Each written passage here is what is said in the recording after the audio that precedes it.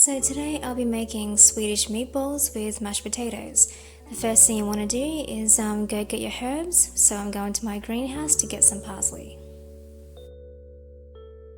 So to start off, I'll be putting in pork mince, some garlic mince, and some of my fresh parsley which I just plucked.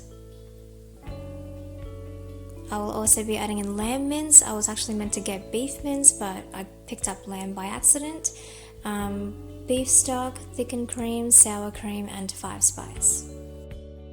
I chopped half a red onion, which I will put into my meatball mixture, and also half a teaspoon of some garlic mince and some 5-spice. Here I am adding in the pork mince. So I have little helpers today. My dad is helping me peel the potatoes for the mashed potatoes. And I'm also adding in the lamb mince for my meatballs.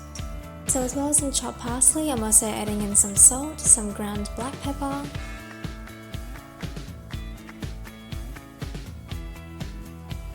and some ground white pepper. And my mum's my lovely helper today, so she's just mixing it all on for me, and I also added in 2 eggs to bind it together. And I've added in breadcrumbs because I forgot it before. So to speed this up, we're just rolling up the meatballs into bite-sized pieces, and you can just make it however big you want. I've sprayed the pan with some olive oil so it won't stick. And then once you put the meatballs on there, just give it a bit of a shake so it's not going to stick to the pan. So once you peeled and chopped your potatoes, put it into a pot with some water, put it on high heat and add some salt so it softens up during the cooking process. And then check up on your meatballs again, give the pan a shake, and you'll see that the bottom has browned a bit, and this will stop it from falling apart and sticking to the pan.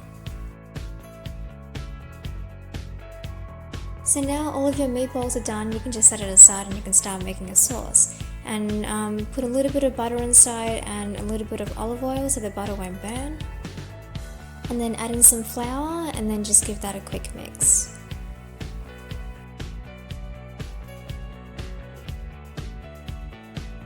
Next you want to add in some of your beef stock and just add that to the sauce so it dilutes it a little bit, and then you can give that a quick mix too.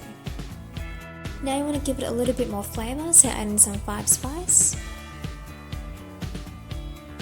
Add in some DIJON mustard, and this one you can add as much as you want because it's quite strong in flavour.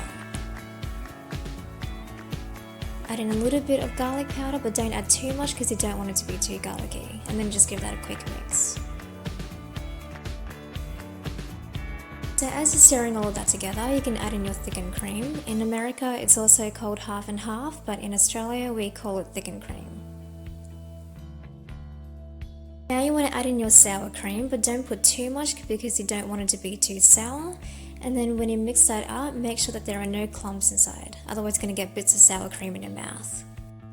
And if you want to, add in a bit of chicken stock powder for a bit more flavour. I love my chicken stock, so I'll always add it in. Make sure that the fire is low and you want to start adding in your meatballs. Make sure that it's all separated, it's not clumped together, and then the meatballs will be submerged. To check on your potatoes, if you break your potato with a fork like that, then it's done.